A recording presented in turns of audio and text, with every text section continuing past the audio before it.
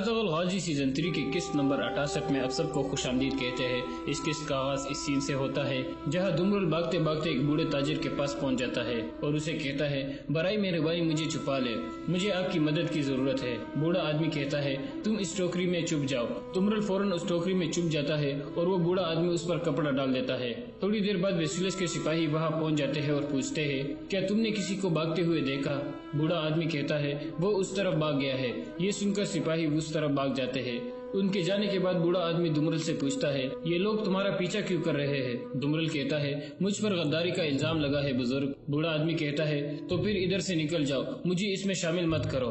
دمرل کہتا ہے، ویسیلس نے آپ کے گورنر کو قتل کیا تھا، وہ میرا پیچھا اس لیے کر رہے ہیں کیونکہ میں یہ راز جانتا ہوں۔ آپ کو یاد ہے ہم نے ایک دفعہ آپ کی مدد کی تھی۔ پھر بوڑھے آدمی کو وہ خیال آتا ہے جب ویسیلس اسے مار رہا تھا اور حاجتورن اور دمرل نے اس کی مدد کی تھی۔ پھر دمرل کہتا ہے، ہیلینا کی جان خطرے میں ہے، ہمیں اس کو ویسیلس سے بچانا ہوگا۔ بوڑھا آدمی کہتا ہے، ٹھیک ہے، میں ہیلینا کی جان بچانے کے لیے تمہاری مدد کروں گا، تمہیں اندھیرا ہونے تک یہی انتظار کرنا ہوگا۔ پھر بوڑھا آدمی اس کے اوپر کپڑا ڈال کر کچھ سیب اس کے اوپر ڈال دیتا ہے تاکہ کسی کو شک نہ ہو۔ دوسری طرف چولپن ہیلینا کے پاس پہنچتی ہے۔ اس دوران وہ ہیلینا کو بتاتی ہے کہ تاجر الوین دراصل ارطغرل کا جاسوس تھا اور ویسیلس نے اسے قتل کروا دیا ہے، اور اس کے علاوہ ارطغرل کا بھائی دندار بھی گرفتار ہو گیا ہے اور وہ قید خانے میں موجود ہے۔ یہ سن کر ہیلینا ارطغرل کے خلاف باتیں کرنے کا ڈرامہ کرنے لگتی ہے تاکہ چولپن کو شک نہ ہو، لیکن چولپن کے جانے کے بعد وہ بہت رونے لگتی ہے۔ دوسری طرف حاجتورن کو دفنا دیا گیا تھا۔ ارطغرل کہتا ہے، حاجتورن اس بات کا زندہ ثبوت تھا کہ ہم ترک لوگوں کے لیے انصاف قائم کریں گے، چاہے ان کا کوئی بھی مذہب یا قبیلہ ہو۔ وہ ایک وفادار آدمی تھا، اللہ اسے سکون عطا کرے۔ پھر الیار کہتا ہے، ہم میں سے کسی کو بھی نہیں پتا تھا کہ دوان اور دندار کونیا جا رہے تھے، پھر یہ خبر کیسے باہر نکلی؟ ارطغرل کہتا ہے، یہ میرے بھائی دندار کی وجہ سے ہوا ہے، وہ پیار میں اندھا ہو گیا تھا، لازمی اس نے گنیلی کو بتا دیا ہوگا اور پھر گنیلی نے اپنے باپ کو بتا دیا ہوگا۔ الیار غصے میں آ کر کہتا ہے، میں اجار اور اس کے بیٹی دونوں سے حساب لوں گا اور اس کے بعد دوان کے جنازے پر آؤں گا۔ ارطغرل کہتا ہے، آپ ان سے تفتیش کریں لیکن ان کو ابھی قتل نہیں کرنا، ہمیں کچھ انتظار کرنا ہوگا۔ اس کے بعد وہ سب واپسی کی طرف روانہ ہو جاتے ہیں۔ دوسری طرف چائدار قبیلے میں اجار کے پاس ایک سپاہی پہنچتا ہے اور اسے بتاتا ہے کہ کئی قبیلے کے دندار اور دوان پر کونیا جاتے ہوئے حملہ ہو گیا تھا، دوان فوت ہو گیا ہے اور دندار لاپتہ ہے۔ یہ سن کر اجار بہت خوش ہو جاتا ہے اور گنیلی سے کہتا ہے، یہ اورال صاحب کے لیے ایک جیت ہے۔ گنیلی کہتی ہے، بابا میں خوفزدہ ہوں کہ وہ اس کا الزام ہمارے اوپر لگائیں گے اور میں دندار کے لیے بہت پریشان ہوں، کیا ہم نے اس کے ساتھ غلط تو نہیں کیا؟ اجار کہتا ہے، تم پریشان مت ہو بیٹی، وہ کسی ٹھوس ثبوت کے خلاف کچھ بھی نہیں کر سکتے، جلد ہی اورال صاحب اس قبیلے کے سردار بن جائیں گے۔ دوسری طرف ارطغرل اور اس کے ساتھی واپسی کے سفر پر روانہ تھے۔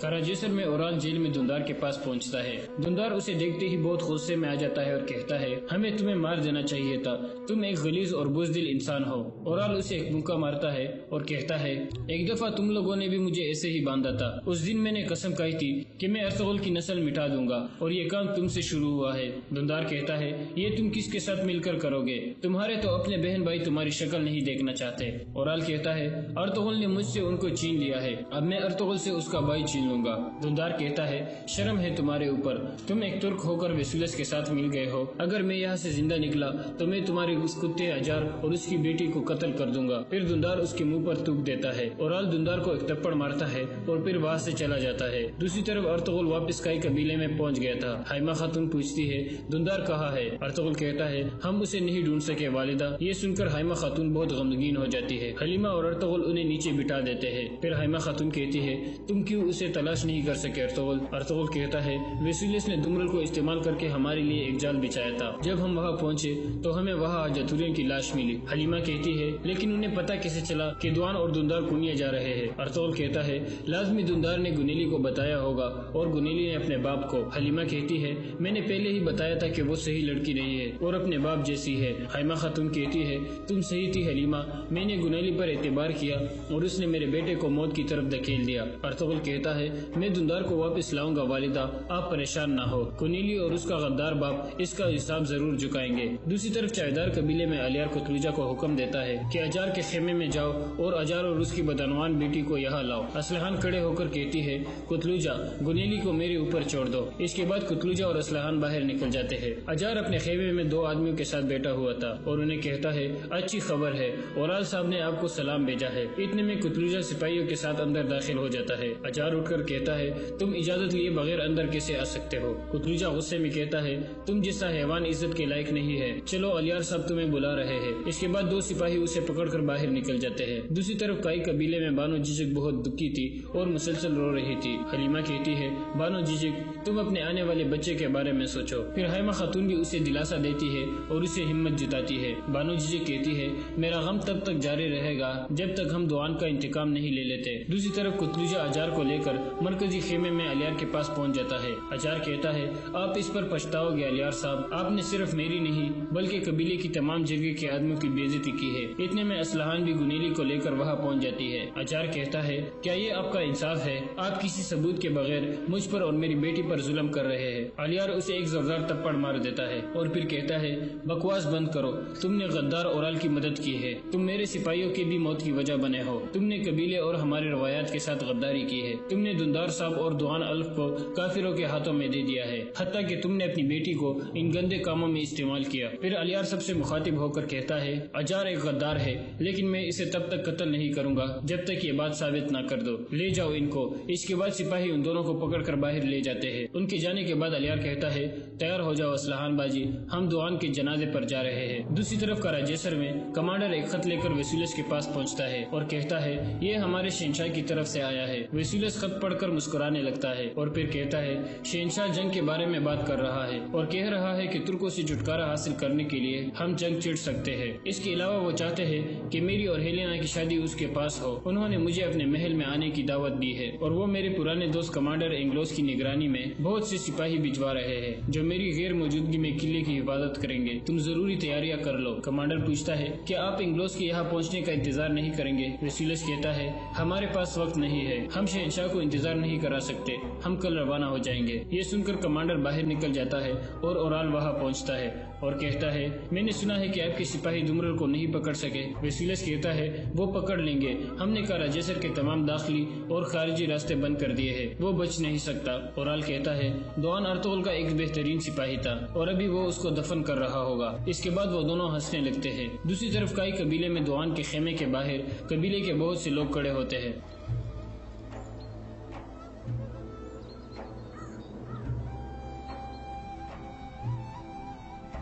اندر ترگت اور بامسی دوان کے لاش کے ساتھ بیٹھ کر رو رہے ہوتے ہیں۔ بامسی کہتا ہے، ترگت میرا بھائی چلا گیا، اب میں کیسے کھڑا رہوں گا؟ ترگت کہتا ہے، ہمیں مضبوط ہونا ہوگا بھائی۔ پھر بامسی کہتا ہے، دوان بھائی تم شہید ہو گئے ہو، اب تم کہیں نہیں جاؤ گے، وہاں میرا انتظار کرنا۔ اتنے میں ارطغرل اور کچھ سپاہی بھی وہاں آ جاتے ہیں۔ پھر ارطغرل کہتا ہے، میرے بہادر سپاہیوں، دوان بھائی کافروں کی ظالم تلوار سے شہید ہو گیا ہے، ہم سب ایک جسم کی طرح ہے، اگر کوئی ہمیں کاٹنے کی کوشش کرے گا تو ہم ایسا نہیں ہونے دیں گے، میں قسم کھاتا ہوں کہ ہم اس واقعے کا سخت جواب دیں گے، ہمارے شہید کا خون خشک ہونے سے پہلے ہمیں ہر حال میں ان کا انتقام لینا ہوگا۔ چلو بھائیو، ابھی وقت آ گیا ہے، ہمیں اپنے شہید کو دفنانا ہوگا۔ پھر سب کھڑے ہو جاتے ہیں اور دوان کی لاش اٹھا لیتے ہیں اور خیمے سے باہر نکل آ جاتے ہیں۔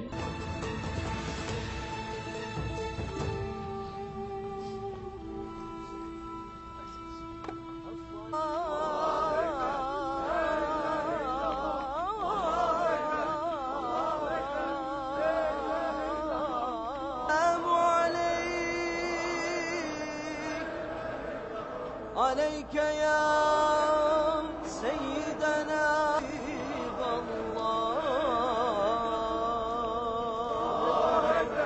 الله أكبر لا إله إلا الله لا إله إلا الله الله أكبر الله أكبر لا إله إلا الله الله أكبر الله أكبر الله أكبر لا إله إلا الله الله أكبر الله أكبر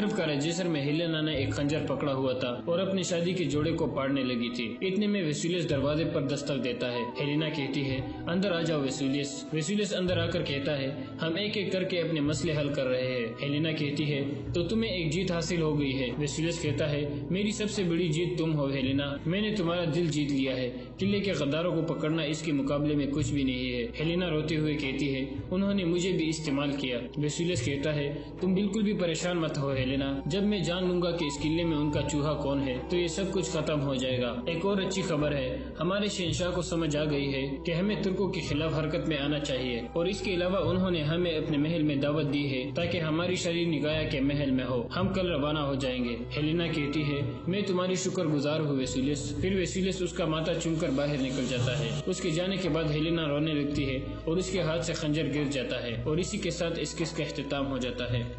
حضرت خالد بن ولید رضی اللہ تعالیٰ عنہ کی زندگی کے خوبصورت واقعات، سیرت خالد بن ولید کی قسط نمبر 30 میں آپ سب کو خوش آمدید کہتے ہیں۔ جہاں ہم اس جگہ تک پہنچے تھے، خالد رضی اللہ عنہ تلوار پھینک کر کشتی کے لیے آگے بڑھے اور دونوں گتم گتا ہو گئے۔ کشتی میں ہرمز کا پلہ باری نظر آتا تھا، لیکن مورخ لکھتے ہیں کہ ہرمز کی چال کچھ اور تھی۔ اس نے اپنے محافظوں کو پہلے ہی بتا رکھا تھا کہ جب وہ خالد رضی اللہ عنہ کو اتنی مضبوطی سے پکڑ لے کہ خالد رضی اللہ عنہ ہلنے کے قابل نہ رہے تو محافظ دونوں کو اسی طرح گھیرے میں لے لے کہ ان کی نیت اور ارادے پر شک نہ ہو، یعنی وہ تماشائی بنے رہے، اور ان میں سے ایک محافظ خنجر نکال کر خالد رضی اللہ عنہ کا پیٹ چاک کر دے۔ جنگجو اس طرح دھوکہ نہیں دیا کرتے تھے، لیکن ہرمز کمینگی کی وجہ سے مشہور تھا۔ ہرمز کے محافظ آگے بڑھ آئے اور اپنی فوج کی طرح نعرے لگاتے نرغی کی ترتیب میں ہوتے گئے۔ وہ گھوڑوں پر سوار نہیں تھے، وہ گھیرا تنگ کرتے گئے حتیٰ کہ دونوں کے قریب چلے گئے۔ خالد رضی اللہ عنہ کی توجہ بڑھ گئی۔ ہرمز نے پھرتی سے خالد رضی اللہ عنہ کے دونوں بازو اس طرح پچکڑ لیے کہ اس کے بازو خالد رضی اللہ عنہ کے بغلوں میں تھے۔ محافظ اور قریب آ گئے۔ ہرمز نے اپنی زبان میں محافظوں سے کہا۔ خالد رضی اللہ عنہ اس کی زبان تو نہ سمجھ سکے، اشارہ سمجھ گئے۔ انہوں نے خطرے کو بانپ لیا اور جسم کی تمام تر طاقت صرف کر کے اتنی زور سے گھومے کہ ہرمز کو بھی اپنے ساتھ گھما لیا۔ پھر خالد رضی اللہ عنہ ایک جگہ کھڑے ہو کر گھومتے رہے۔ ہرمز کے پاؤں زمین سے اکڑ گئے۔ خالد رضی اللہ عنہ نے ہرمز کے بازو اپنے بغلوں میں جکڑ لیے تھے اور اپنے ہاتھ ہرمز کی بغلوں میں لے جا کر اسے گھماتے رہے۔ اس طرح محافظوں کا دائرہ کھلتا گیا اور ان میں سے کسی کو بھی آگے بڑھ کر خالد رضی اللہ عنہ پر وار کرنے کا موقع نہیں ملا۔ لیکن خالد رضی اللہ عنہ کا یہ داؤ زیادہ دیر تک نہیں چل سکتا تھا، وہ تک چکے تھے۔ اچانک ایک طرف سے ایک گھڑ سوار سر پر دوڑتا آیا جسے ہرمز کے محافظ نہ دیکھ سکے۔ گھوڑا محافظوں کے دائرے کو کاٹتا گزر گیا اور 3 محافظ زمین پر تڑپنے لگے۔ ان میں سے ایک گھوڑے نے کچل ڈالا تھا اور 2 کو گھوڑ سواروں کی تلواروں نے کاٹ دیا تھا۔ گھوڑا آگے جا کر مڑا اور پھر ہرمز کی محافظوں کی طرف آیا۔ محافظوں نے اب اس سے بچنے کی کوشش کی، پھر بھی 3 محافظ گرے اور تڑپنے لگے۔ باقی بھاگ گئے اور سوار اپنی فوج سے جا ملا۔ یہ سوار نوجوان کوقاب بن عمرو تھا، جسے خلیفہ ابوبکر رضی اللہ عنہ نے کمک کے طور پر خالد رضی اللہ عنہ کی طرف بھیجا اور کہا تھا جس لشکر میں کوقا جیسا جوان ہوگا وہ لشکر شکست نہیں کھائے گا۔ اس سوار سے نظریں ہٹا کر سب نے خالد رضی اللہ عنہ اور ہرمز کو دیکھا۔ ہرمز پیٹھ کے بل زمین پر پڑا تھا اور خالد رضی اللہ عنہ اس کے پیٹھ پر بیٹھے اس کے سینے سے اپنا خنجر نکال رہے تھے۔ خنجر سے ہرمز کا خون ٹپک رہا تھا۔ کوقا رضی اللہ عنہ نے ہرمز کے محافظوں کی نیت بانپ لی تھی اور کسی کے حکم کے بغیر گھوڑے کو ایڑ لگا کر محافظوں پر جا حلہ بولا اور خالد رضی اللہ عنہ کو بچا لیا تھا۔ خالد رضی اللہ عنہ ہرمز کی لاش سے اٹھے۔ ہرمز کی 1,00,000 درہم کی ٹوپی خالد رضی اللہ عنہ کے ہاتھ میں تھی اور اس کے خون میں لترا ہوا خنجر بلند کر کے خالد رضی اللہ عنہ نے اپنی فوج کو کلے حملے کا حکم دے دیا۔ ان کے پہلے سے دیے ہوئے احکام کے مطابق مسلمان لشکر کے دونوں پہلو کھل گئے اور اس نے دائیں اور بائیں سے ایرانیوں پر حملہ کیا۔ ایرانی اپنی ہرمز جیسے سالار کی موت سے بددل ہو گئے تھے، لیکن اپنی روایتی شجاعت سے وہ دستبردار نہ ہوئے۔ ان کی تعداد مسلمانوں کی نسبت خاصی زیادہ تھی، ہتھیاروں اور گھوڑوں کی لحاظ سے بھی انہیں برتری حاصل تھی۔ وہ مسلمانوں کے مقابلے میں جم گئے۔ نظر یہی آ رہا تھا کہ ایرانیوں کو شکست نہیں دی جا سکے گی۔ یا کہ انہیں شکست دینے کے لیے بے شمار جانیں قربان کرنا پڑے گی۔ ایرانی سپاہی 5-5، 7-7، 10-10 ایک زنجیر سے بندھے ہوئے تھے اور ہر طرف سے آنے والے حملے روک رہے تھے۔ خالد رضی اللہ عنہ نے انہیں تکانے کے لیے گھڑ سواروں کو استعمال کیا۔ گھڑ سواروں نے پیادوں پر اس طرح حملے شروع کر دیے کہ پیادوں کو دائیں بائیں دوڑنا پڑتا۔ اپنے پیادوں کو بھی خالد رضی اللہ عنہ نے اسی طرح استعمال کیا۔ ایرانی پیادوں کو بھاگنا دوڑنا پڑا۔ ان کے مقابلے میں مسلمان تیزی سے حرکت کر سکتے تھے۔ آخر ایرانیوں میں تکن اور سستی کے آثار نظر آنے لگے۔ انہوں نے اپنی روایت کے مطابق جو زنجیریں باندھ رکھی تھی وہ ان کے پاؤں کی بیڑیاں بن گئی۔ ہتھیاروں کی برتری و بال جان بن گئی۔ ایرانیوں کی تنظیم اور ترتیب بکھرنے لگی۔ ان کے قلب کی کمان تو پہلے ہی ہرمز کے مرتے ہی ختم ہو گئی تھی۔ ان کے پہلوں کے سالار قباز اور انوشجان نے شکست یقینی دیکھی تو پسپائی کا حکم دے دیا۔ پسپا وہی ہو سکے جو زنجیروں میں بندے نہیں تھے۔ ان میں زیادہ گھڑ سوار تھے۔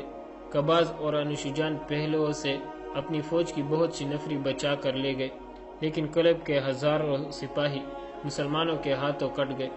یہ تو آتش پرستوں کا قتل عام تھا جو سورج غروب ہونے کے بعد تک جاری رہا۔ شام تاریک ہو گئی تو یہ خونی سلسلہ رکا۔ مسلمانوں نے ایک بڑے ہی طاقتور دشمن کو بہت بری شکست دے کر ثابت کر دیا کہ نفری کی افراد اور ہتھیاروں کی برتری سے فتح حاصل نہیں کی جا سکتی، جذبہ لڑا کرتا ہے۔ اگلے روز مال غنیمت اکٹھا کیا گیا۔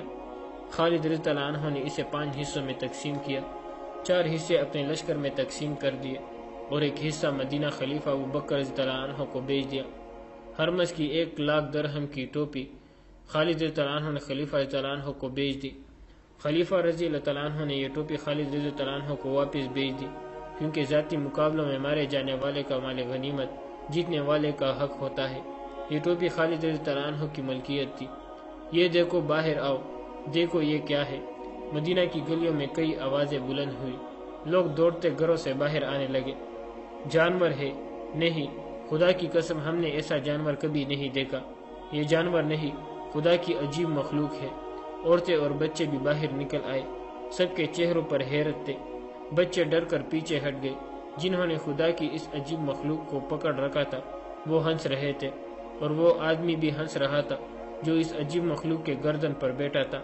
یہ کیا ہے؟ لوگ پوچھ رہے تھے۔ اسے کیا کہتے ہیں؟ اسے ہاتھی کہتے ہیں۔ ہاتھی کے ساتھ ساتھ چلنے والے ایک آدمی نے بلند آواز سے کہا، یہ جنگی جانور ہے، یہ ہم نے فارس والوں سے چینا ہے۔ جنگ سلاسل میں جب ایرانی زرتش بھاگے تھے تو یہ ہاتھی مسلمانوں کے ہاتھ آیا تھا۔ تقریباً تمام مورخوں نے یہ واقعہ لکھا ہے کہ خالد رضی اللہ عنہ نے مال غنیمت کا جو 5واں حصہ خلیفۃ المسلمین ابوبکر صدیق رضی اللہ عنہ کو بھیجا تھا، اس میں ایک ہاتھی بھی تھا۔ مدینہ والوں نے ہاتھی کبھی نہیں دیکھا تھا۔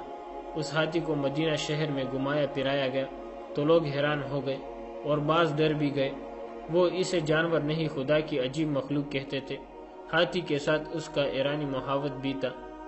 اس ہاتھی کو چند دن مدینہ میں رکھا گیا۔ کھانے کے سوا اس کا اور کوئی کام نہ تھا۔ مدینہ والے اس سے کام لینا جانتے بھی نہیں تھے۔ اس کے علاوہ صرف ایک ہاتھی سے وہ کرتے بھی کیا؟ امیر المومنین نے اس کے محاوت کو ہاتھی سمیت رہا کر دیا۔ کسی بھی تاریخ میں یہ نہیں لکھا کہ یہ ہاتھی مدینہ سے کہاں چلا گیا تھا۔ دجلہ اور فرات آج بھی بہہ رہے ہیں۔ 1352 سال بھی بہہ رہے تھے، مگر اس روانی میں اور آج کی روانی میں بہت فرق ہے۔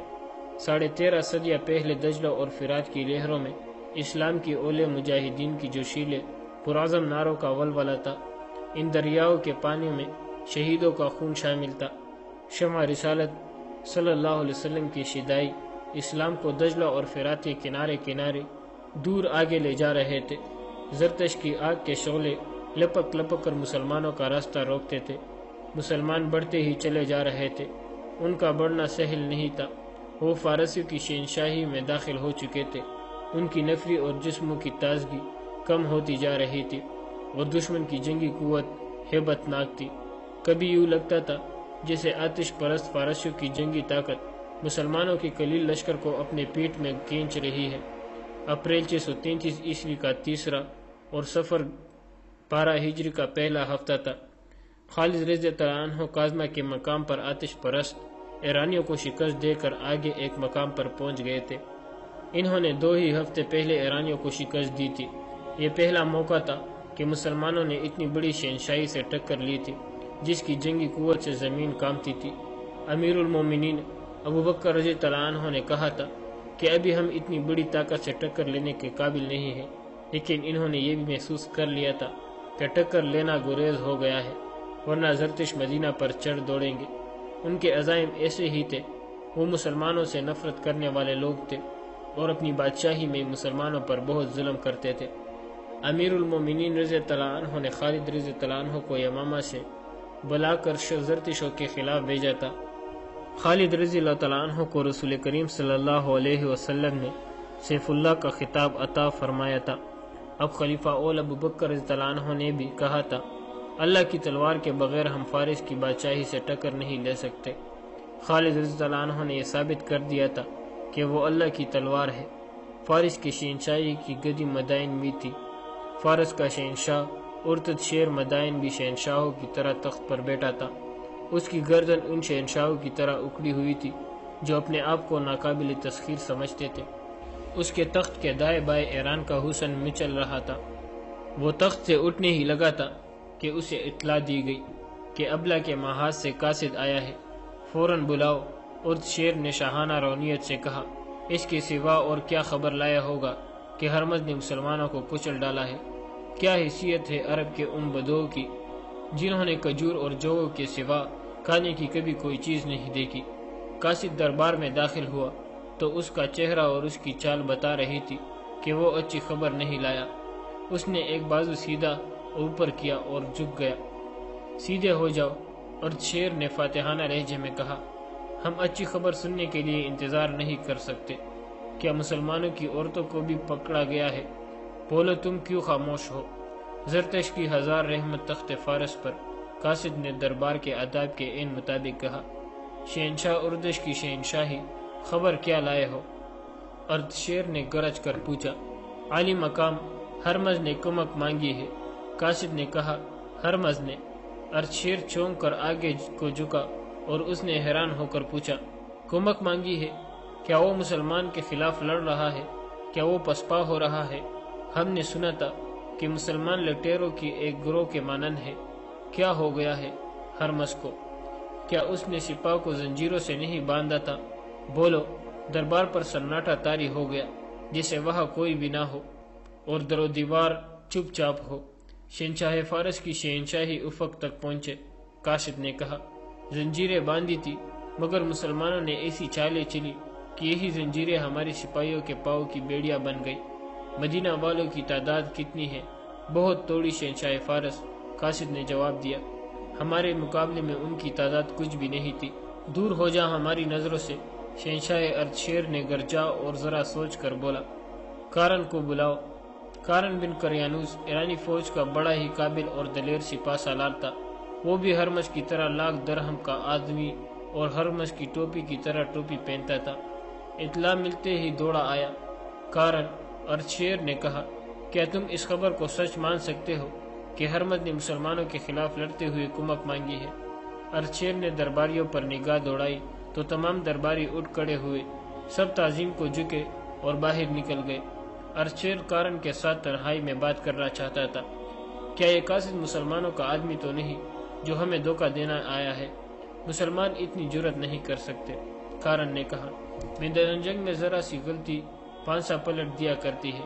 اگر ہرمز نے کمک مانگی ہے تو اس کا مطلب یہ ہے کہ اسے کمک کی ضرورت ہے یا اس سے کوئی غلطی سرزد ہو گئی ہے۔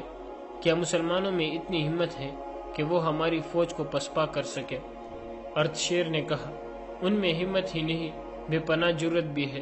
کارن نے کہا، وہ اپنے عقیدے کی جنگ لڑتے ہیں۔ ابلا کے علاقے میں ہم نے مسلمانوں کو اس قدر ذلیل کر کے رکھا ہوا ہے کہ وہ کیڑے مکوڑے کی سی زندگی بسر کرتے ہیں، لیکن انہوں نے زمین دوز حملے کر کے اور شب خون مار مار کر اس علاقے کی کئی چوکیاں صاف کر دی تھی۔ آج تک انہوں نے جتنی جنگیں لڑی ہے ان میں انہوں نے کسی ایک بھی شکست نہیں کھائی ہے۔ ہر جنگ میں ان کی سپاہ خاصی توڑی ہی رہی ہے۔ ان کے پاس گھوڑوں کی بھی کمی تھی، وہ لڑنے والے ہی ایسے تھے۔ شہنشاہ اردشیر نے کہا، ان میں کوئی بھی ہماری فوج کا مقابلہ نہیں کر سکتا۔ لیکن مسلمانوں نے مقابلہ کر لیا ہے۔ کارن نے کہا، اور ہمارا اتنا زبردست سالار ہرمز کمک مانگنے پر مجبور ہو گیا ہے۔ شہنشاہ فارس، دشمن کو اتنا حقیر نہیں جاننا چاہیے، ہمیں اپنے گریبان میں دیانت داری سے جھانکنا ہوگا۔ فارس کی شہنشاہی کا طوطی بولتا تھا، لیکن ہمیں اس حقیقت کو نظر انداز نہیں کرنا چاہیے کہ رومی ہم پر غالب آ گئے تھے، اور ہمیں یہ حقیقت بھی فراموش نہیں کرنی چاہیے کہ ہم رومیوں کا سامنا کرنے سے ہچکچاتے ہیں۔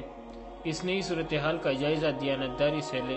شہنشاہ فارس، ہرمز نے اگر کمک مانگی ہے تو اس کا مطلب یہ ہے کہ مسلمان اس کے لشکر پر غالب آ گئے ہیں۔ میں نے تمہیں اس لیے بلایا ہے کہ تم ہی ہرمز کو مدد کو پہنچو۔ ارشیر نے کہا، اگر ہرمز گھبرا گیا ہے تو اس کی مدد کے لیے اگر اس سے بہتر سالار نہ جائے تو اسی جیسے سالار کو جانا چاہیے۔ تم ایسا لشکر تیار کرو جسے دیکھتے ہی مسلمان سوچ میں پڑ جائے کہ لڑے یا مدینہ کو بھاگ جائے۔ کارن نے اسے سلام کیا اور لمبے لمبے ڈگ برتا چلا پڑا۔ ان میں سے ایک محافظ خنجر نکال کر خالد رضی اللہ تعالیٰ عنہ کا پیٹ چاک کر دے۔ جنگجو اس طرح دھوکہ نہیں دیا کرتے تھے، لیکن ہرمز کمینگی کی وجہ سے مشہور تھا۔ ہرمز کے محافظ آگے بڑھ آئے اور اپنی فوج کی طرح نعرے لگاتے نرغے کی ترتیب میں ہوتے گئے۔ وہ گھوڑوں پر سوار نہیں تھے، وہ گھیرا تنگ کرتے گئے حتیٰ کہ دونوں کے قریب چلے گئے۔ خالد رضی اللہ تعالیٰ عنہ کی توجہ بڑھ گئی۔ ہرمز نے پھرتی سے خالد رضی اللہ تعالیٰ عنہ کے دونوں بازو اس طرح پچکڑ لیے کہ اس کے بازو خالد رضی اللہ تعالیٰ عنہ کے بغلوں میں تھے۔ محافظ اور قریب آ گئے۔ ہرمز نے اپنی زبان میں محافظوں سے کہا۔ خالد رضی اللہ تعالیٰ عنہ اس کی زبان تو نہ سمجھ سکے، اشارہ سمجھ گئے۔ انہوں نے خطرے کو بانپ لیا اور جسم کی تمام تر طاقت صرف کر کے اتنی زور سے گھومے کہ ہرمز کو بھی اپنے ساتھ گھما لیا۔ پھر خالد رضی اللہ عنہ ایک جگہ کھڑے ہو کر گھومتے رہے۔ ہرمز کے پاؤں زمین سے اکڑ گئے۔ خالد رضی اللہ عنہ نے ہرمز کے بازو اپنے بغلوں میں جکڑ لیے تھے اور اپنے ہاتھ ہرمز کی بغلوں میں لے جا کر اسے گھماتے رہے۔ اس طرح محافظوں کا دائرہ کھلتا گیا اور ان میں سے کسی کو بھی آگے بڑھ کر خالد رضی اللہ عنہ پر وار کرنے کا موقع نہیں ملا۔ لیکن خالد رضی اللہ عنہ کا یہ داؤ زیادہ دیر تک نہیں چل سکتا تھا، وہ تک چکے تھے۔ اچانک ایک طرف سے ایک گھڑ سوار سر پر دوڑتا آیا جسے ہرمز کے محافظ نہ دیکھ سکے۔ گھوڑا محافظوں کے دائرے کو کاٹتا گزر گیا اور 3 محافظ زمین پر تڑپنے لگے۔ ان میں سے ایک گھوڑے نے کچل ڈالا تھا اور 2 کو گھوڑ سواروں کی تلواروں نے کاٹ دیا تھا۔ گھوڑا آگے جا کر مڑا اور پھر ہرمز کی محافظوں کی طرف آیا۔ محافظوں نے اب اس سے بچنے کی کوشش کی، پھر بھی 3 محافظ گرے اور تڑپنے لگے۔ باقی بھاگ گئے اور سوار اپنی فوج سے جا ملا۔ یہ سوار نوجوان کوکاب بن عمر تھا، جسے خلیفہ ابوبکر رضی اللہ عنہ نے کمک کے طور پر خالد رضی اللہ عنہ کی طرف بھیجا اور کہا تھا، جس لشکر میں کوکا جیسا جوان ہوگا وہ لشکر شکست نہیں کھائے گا۔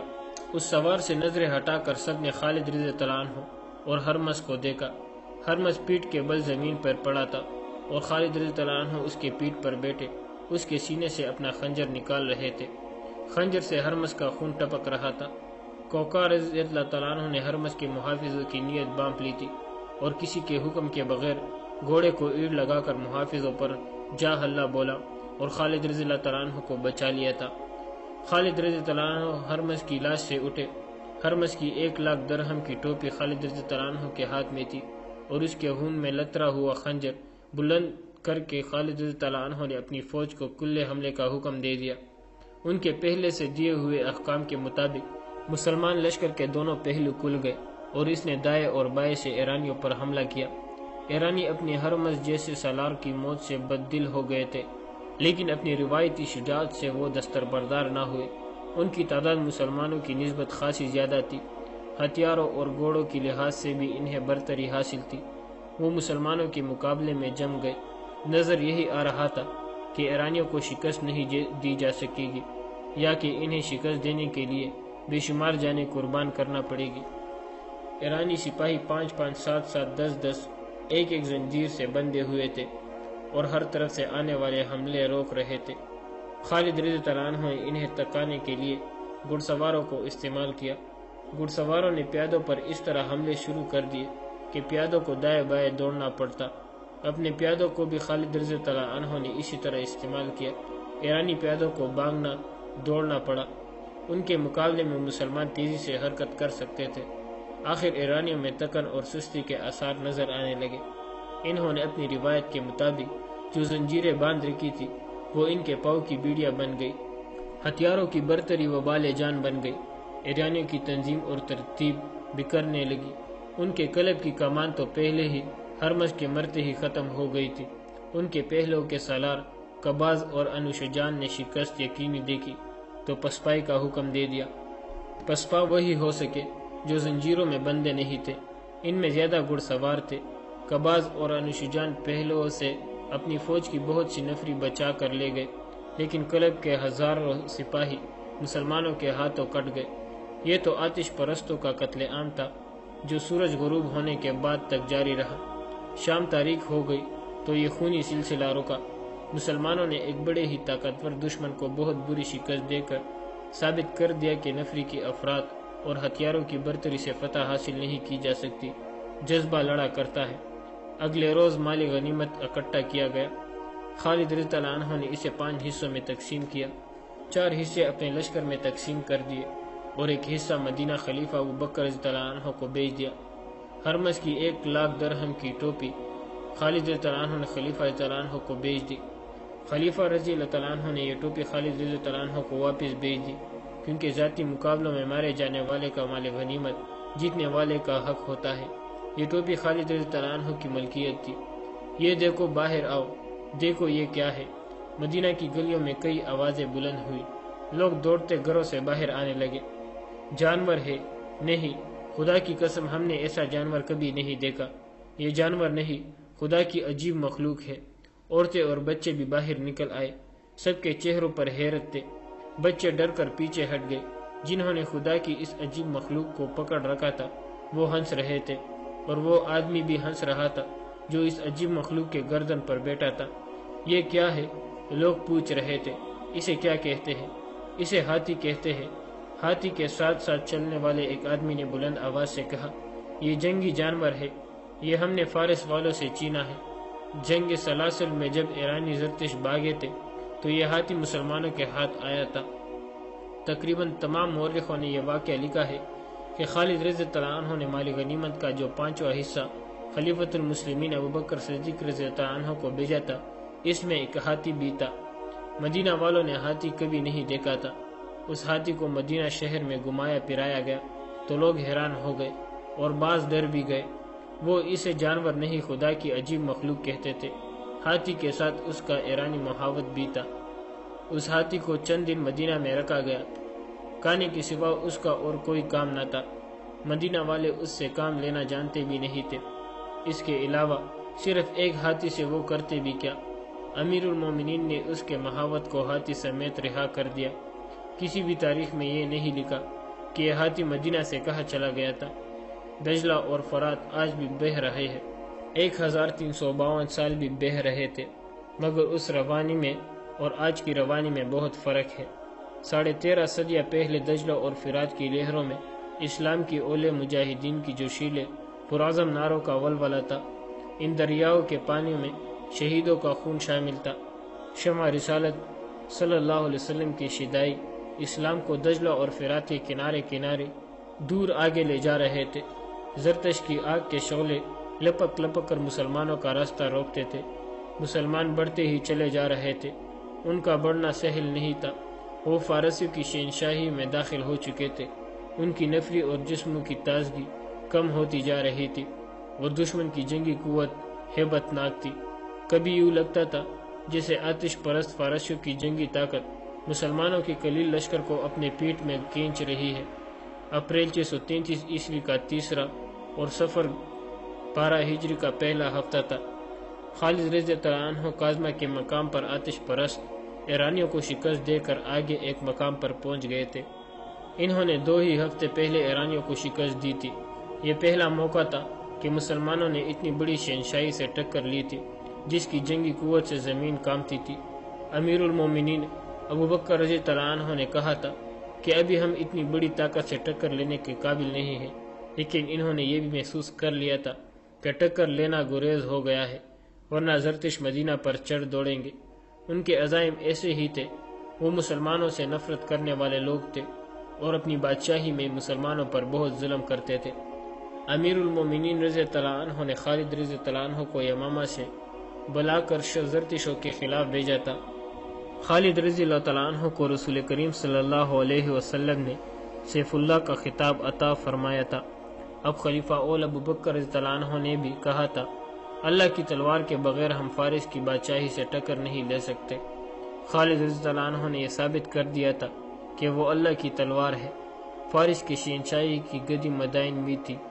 فارس کا شہنشاہ ارتد شیر مدائن بھی شہنشاہوں کی طرح تخت پر بیٹھا تھا۔ اس کی گردن ان شہنشاہوں کی طرح اکڑی ہوئی تھی جو اپنے آپ کو ناقابل تسخیر سمجھتے تھے۔ اس کے تخت کے دائیں بائیں ایران کا حسن مچل رہا تھا۔ وہ تخت سے اٹھنے ہی لگا تھا کہ اسے اطلاع دی گئی کہ ابلا کے محاذ سے قاصد آیا ہے، فوراً بلاؤ۔ ارد شیر نے شاہانہ رونیت سے کہا، اس کے سوا اور کیا خبر لایا ہوگا کہ ہرمز نے مسلمانوں کو کچل ڈالا ہے؟ کیا حیثیت ہے عرب کے ان بدوؤں کی جنہوں نے کھجور اور جو کے سوا کھانے کی کبھی کوئی چیز نہیں دیکھی؟ قاصد دربار میں داخل ہوا تو اس کا چہرہ اور اس کی چال بتا رہی تھی کہ وہ اچھی خبر نہیں لایا۔ اس نے ایک بازو سیدھا اوپر کیا اور جھک گیا۔ سیدھے ہو جاؤ، ارد شیر نے فاتحانہ لہجے میں کہا، ہم اچھی خبر سننے کے لیے انتظار نہیں کر سکتے۔ کیا مسلمانوں کی عورتوں کو بھی پکڑا گیا ہے؟ بولو، تم کیوں خاموش ہو؟ زرتش کی ہزار رحمت تخت فارس پر۔ قاصد نے دربار کے آداب کے عین مطابق کہا، شہنشاہ اردش کی شہنشاہی، خبر کیا لائے ہو؟ ارد شیر نے گرج کر پوچھا، عالی مقام ہرمز نے کمک مانگی ہے۔ قاصد نے کہا، ہرمز نے؟ ارد شیر چونک کر آگے کو جھکا اور اس نے حیران ہو کر پوچھا، کمک مانگی ہے؟ کیا وہ مسلمان کے خلاف لڑ رہا ہے؟ کیا وہ پسپا ہو رہا ہے؟ ہم نے سنا تھا کہ مسلمان لٹیروں کی ایک گروہ کے مانند ہے۔ کیا ہو گیا ہے ہرمز کو؟ کیا اس نے سپاہ کو زنجیروں سے نہیں باندھا تھا؟ بولو۔ دربار پر سناٹا طاری ہو گیا جسے وہاں کوئی بھی نہ ہو اور در و دیوار چپ چاپ ہو۔ شہنشاہ فارس کی شہنشاہی افق تک پہنچے۔ قاصد نے کہا، زنجیریں باندھی تھی مگر مسلمانوں نے ایسی چالیں چلی کہ یہی زنجیریں ہماری سپاہیوں کے پاؤں کی بیڑیاں بن گئی۔ مدینہ والوں کی تعداد کتنی ہے؟ بہت توڑی شہنشاہ فارس، قاصد نے جواب دیا، ہمارے مقابلے میں ان کی تعداد کچھ بھی نہیں تھی۔ دور ہو جا ہماری نظروں سے۔ شہنشاہ اردشیر نے گرجا اور ذرا سوچ کر بولا، کارن کو بلاؤ۔ کارن بن کریانوس ایرانی فوج کا بڑا ہی قابل اور دلیر سپاہ سالار تھا۔ وہ بھی ہرمز کی طرح لاکھ درہم کا آدمی اور ہرمز کی ٹوپی کی طرح ٹوپی پہنتا تھا۔ اطلاع ملتے ہی دوڑا آیا۔ کارن، اردشیر نے کہا، کیا تم اس خبر کو سچ مان سکتے ہو کہ ہرمز نے مسلمانوں کے خلاف لڑتے ہوئے کمک مانگی ہے؟ اردشیر نے درباریوں پر نگاہ دوڑائی تو تمام درباری اٹھ کھڑے ہوئے، سب تعظیم کو جھکے اور باہر نکل گئے۔ اردشیر کارن کے ساتھ تنہائی میں بات کرنا چاہتا تھا۔ کیا یہ قاصد مسلمانوں کا آدمی تو نہیں جو ہمیں دھوکہ دینا آیا ہے؟ مسلمان اتنی جرت نہیں کر سکتے۔ کارن نے کہا، میدان جنگ میں ذرا سی غلطی پانسا پلٹ دیا کرتی ہے۔ اگر ہرمز نے کمک مانگی ہے تو اس کا مطلب یہ ہے کہ اسے کمک کی ضرورت ہے یا اس سے کوئی غلطی سرزد ہو گئی ہے۔ کیا مسلمانوں میں اتنی ہمت ہے کہ وہ ہماری فوج کو پسپا کر سکے؟ اردشیر نے کہا، ان میں ہمت ہی نہیں، بے پناہ جرت بھی ہے۔ کارن نے کہا، وہ اپنے عقیدے کی جنگ لڑتے ہیں۔ ابلا کے علاقے میں ہم نے مسلمانوں کو اس قدر ذلیل کر کے رکھا ہوا ہے کہ وہ کیڑے مکوڑے کی سی زندگی بسر کرتے ہیں، لیکن انہوں نے زمین دوز حملے کر کے اور شب خون مار مار کر اس علاقے کی کئی چوکیاں صاف کر دی تھی۔ آج تک انہوں نے جتنی جنگیں لڑی ہیں ان میں انہوں نے کسی ایک بھی شکست نہیں کھائی ہے۔ ہر جنگ میں ان کی سپاہ خاصی توڑی ہی رہی ہے۔ ان کے پاس گھوڑوں کی بھی کمی تھی، وہ لڑنے والے ہی ایسے تھے۔ شہنشاہ اردشیر نے کہا، ان میں کوئی بھی ہماری فوج کا مقابلہ نہیں کر سکتا، لیکن مسلمانوں نے مقابلہ کر لیا ہے۔ کارن نے کہا، اور ہمارا اتنا زبردست سالار ہرمز کمک مانگنے پر مجبور ہو گیا ہے۔ شہنشاہ فارس، دشمن کو اتنا حقیر نہیں جاننا چاہیے۔ ہمیں اپنے گریبان میں دیانت داری سے جھانکنا ہوگا۔ فارس کی شہنشاہی کا طوطی بولتا تھا، لیکن ہمیں اس حقیقت کو نظر انداز نہیں کرنا چاہیے کہ رومی ہم پر غالب آ گئے تھے، اور ہمیں یہ حقیقت بھی فراموش نہیں کرنی چاہیے کہ ہم رومیوں کا سامنا کرنے سے ہچکچاتے ہیں۔ اس نئی صورتحال کا جائزہ دیانت داری سے لے۔ شہنشاہ فارس، ہرمز نے اگر کمک مانگی ہے تو اس کا مطلب یہ ہے کہ مسلمان اس کے لشکر پر غالب آ گئے ہیں۔ میں نے تمہیں اس لیے بلایا ہے کہ تم ہی ہرمز کو مدد کو پہنچو۔ ارشیر نے کہا، اگر ہرمز گھبرا گیا ہے تو اس کی مدد کے لیے اگر اس سے بہتر سالار نہ جائے تو اسی جیسے سالار کو جانا چاہیے۔ تم ایسا لشکر تیار کرو جسے دیکھتے ہی مسلمان سوچ میں پڑ جائے کہ لڑے یا مدینہ کو بھاگ جائے۔ فوراً کارن نے اسے سلام کیا اور لمبے لمبے ڈگ برتا چلا پڑا۔